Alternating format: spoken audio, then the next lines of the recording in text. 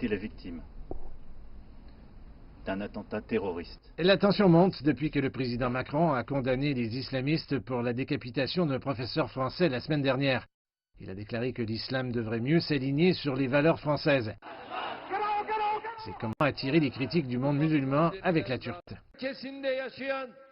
Que peut-on dire à propos d'un chef d'État qui traite ainsi des millions de membres de différents groupes confessionnels dans son pays? Tout d'abord, passez un examen pour vérifier votre santé mentale. L'Iran a également critiqué les commentaires d'Emmanuel Macron. Le ministère iranien des Affaires étrangères a convoqué le chargé d'affaires français et a déclaré que toute insulte et tout manque de respect envers le prophète Mahomet sont fermement condamnés et rejetés, et je cite, par chaque personne et dans chaque position. L'Arabie saoudite a condamné les caricatures offensant le prophète et a renouvelé son refus de toute tentative de lier l'islam et le terrorisme.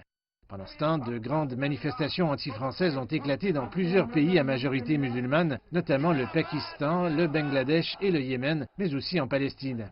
Cependant, en Europe, plusieurs pays ont condamné Erdogan et ont exprimé leur solidarité avec Macron. Le Premier ministre roumain, Ludovic Orban, a exprimé son soutien au président français lors de sa visite à Paris mardi. Et l'Allemagne a également donné son appui à Emmanuel Macron.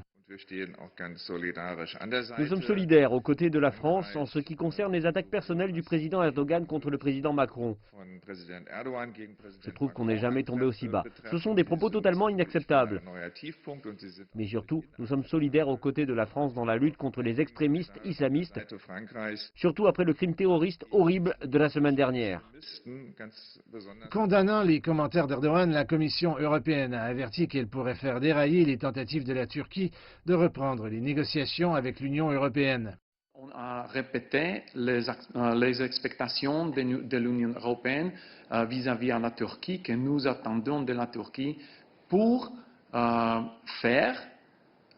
pour être capables, pour que nous sommes capables de continuer dans un domaine positif dans notre relation. Mais si on continue avec les provocations, avec les tensions contre l'Union européenne ou les pays membres de l'Union européenne, on doit réfléchir un peu plus sérieusement qu'est-ce qu'on va faire sur cette action et sur cette déclaration. Les récents affrontements sur des questions religieuses ne sont pas le seul hic dans les relations entre la Turquie et la France. Les deux pays se sont affrontés sur plusieurs questions ces derniers mois. Ils incluent l'exploration gazière de la Turquie dans les eaux contestées de l'est de la Méditerranée, les conflits en Libye et en Syrie, et aussi le différend frontalier entre l'Azerbaïdjan et l'Arménie.